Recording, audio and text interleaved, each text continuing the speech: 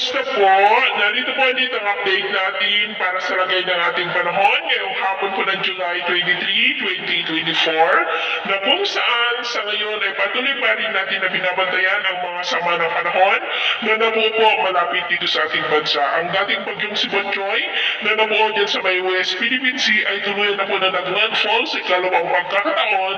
dyan po sa may southern part ng China. Ang LPA naman na nasa labas ng ating PR sa silangang bahagi ng Mindanao ay posibleng malusaw na rin po yan sa susunod na mga araw. Habang si Bagyong Karina naman ay patuloy pa rin ang paglakas nito at taglay na po niya ngayon ang lakas ng hangin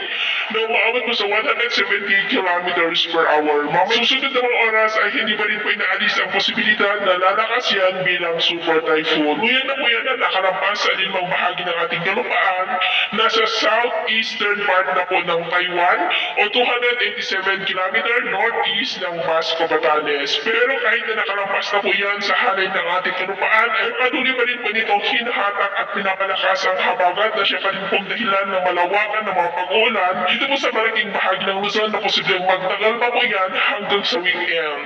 At dahil po kay Bagyong Karina ay nakataas na nga po ngayon ang signal number 2 sa may Mayorya ng Batanes, signal number 1 sa may Sabtang Batanes, Cagayan, Mabuyan Islands, eastern section ng Isabela, northern part ng Apayao, northern part ng Ilocos Norte, maging po sa northern part ng Aurora, Polillo Islands, Calaguas, at northern part po ng Catanduanes. At dahil naman po sa habagat ay nakataas po ngayon ang red heavy rainfall warning sa may Ilocos Norte,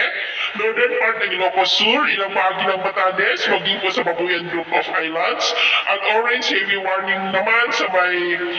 nalalabing bahagi pa po ng Ilocos Sur, Abra, Apayao, at northern part ng Cagayan. Habang meron po tayong yellow heavy rainfall warning sa may Metro Manila, Bulacan, Zambales, Tarlac, Pampanga, Bataan, Cavite, Batangas, La Union, western part ng Pangasinan,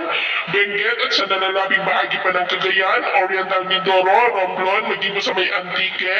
Guimaras, Iloilo, at maging po sa may Aklan. Mawala pang karangitan rin na may mga pulupulong pag-ulan sa malaking bahagi po ng Mindanao at mamayang gabi asahan pa rin natin ang malalakas na ulan sa malaking bahagi ng Luzon, epekto pa rin ng habagat na hinihila pa rin ng bagyong si Karina.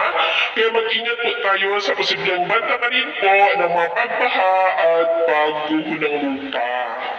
At sa atin naman po mga baybayin, ipinagbabawal pong pumalaot sa western seaboard ng Central at Southern Luzon, maging po sa seaboard ng Western Visayas, dulot po ng habagat dahil ang mga alon dyan ay posible po na aabot hanggang po sa 1.5 to 3 meters high. At dahil naman kay Bagyong Karina, ay pinagbabawal pong pumalaot sa lahat ng klase ng sasakyang pandagat sa northern at eastern seaboard ng Luzon,